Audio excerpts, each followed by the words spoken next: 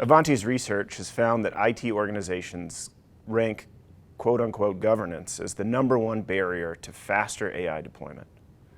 And nearly a third of the most mature IT organizations are still operating without clear governance. To help us talk about that, we've got Brooke Johnson and Sterling Parker here. And the first question I want to ask the two of you is, why do you think there's such a large gap between AI policies on paper and the policies in practice?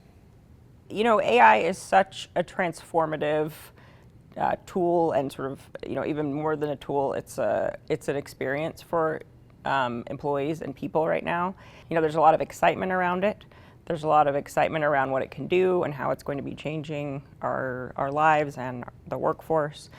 And so there are some employees who want to run really fast, and I think part of the struggle with compliance that those of us who work in the compliance function always have is making sure that we're doing it safely and we're doing it correctly. And so there's just, I think, a natural tension there, right, with how exciting AI is and how it is so revolutionary, but also, needing to make sure that we're getting our arms around how it can be used responsibly, appropriately, and securely. Rolling out policies to employees is always more than just publishing a policy, right? It's training, it's education, it's also a change management project, because really it is changing the way that we're doing business and we're operating and we're working together. So I think there's a gap. Only 1 out of 4 employees report consistent policy adherence, which really I think highlights the disconnect there between when you're rolling out policies and what the actual adoption is.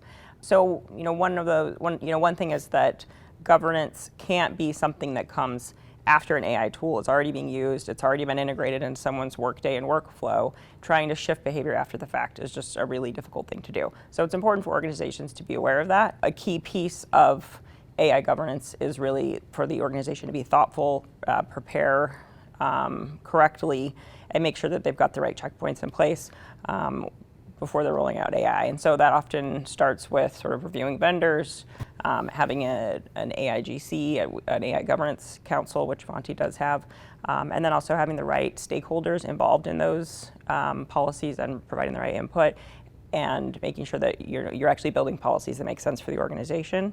And then also I think that adoption piece of education, of awareness, of kind of really cascading those requirements out through the organization with leaders supporting that are all really important things to sort of set the stage for the right policy adoption. Yeah, and I would say that the excitement, like you called out, is key. It's a good thing. It's the human response. You see something cool, you want to get out and drive it fast.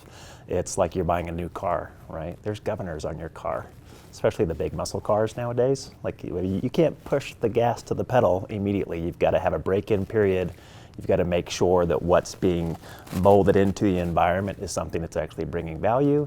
It's being risk averse, right? You're not introducing or expanding or potentially bringing in additional vulnerabilities that are going to be now vulnerabilities on steroids if you implement it too fast and it's not properly governed.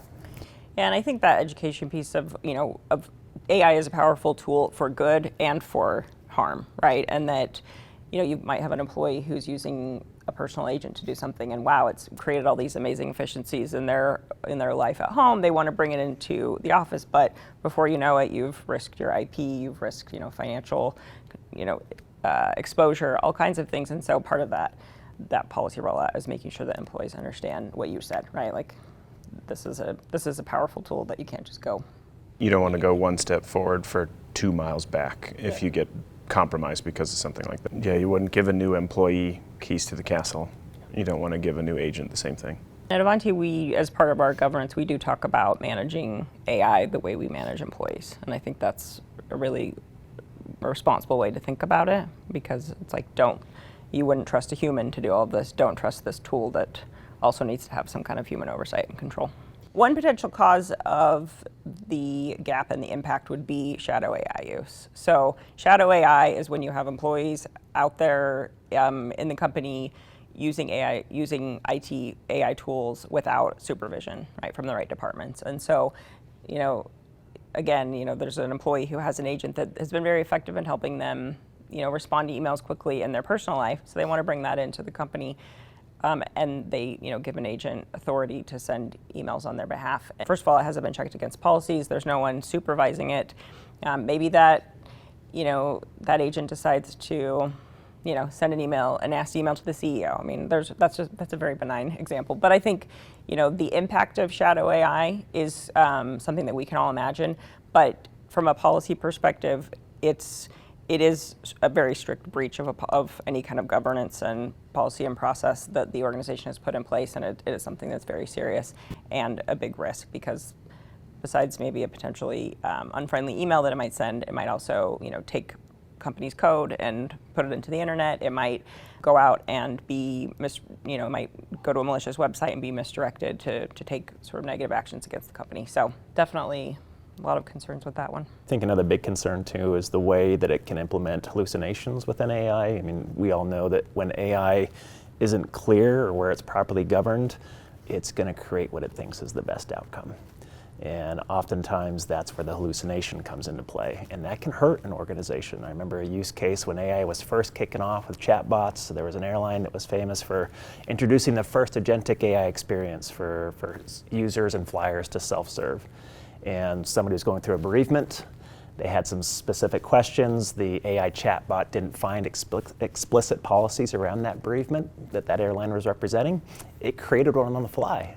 And it ended up giving that end user some free flights. It ended up giving some cost models that weren't actually correct. It ended up costing some financial problems. And that person ended up actually going after that organization, that airline, for some potential damages because of what that hallucination created. So, that's just a small example, but that's also where it can introduce some risk to your organization, unintentional risk if it's not properly governed and you don't know what true ownership of that AI model looks like. Yeah, and it seems like shadow IT certainly isn't anything new particularly for security organizations, but it really is shadow IT at machine speed, right? All of a sudden, a problem that maybe you could have nipped in the bud with one rogue employee has someone who's working at the speed of whatever processor's running the agent, and that has real problems of getting out of hand fast. And hallucinations are very common. 68% of IT professionals have personally seen AI produce hallucinations. It is a very common thing.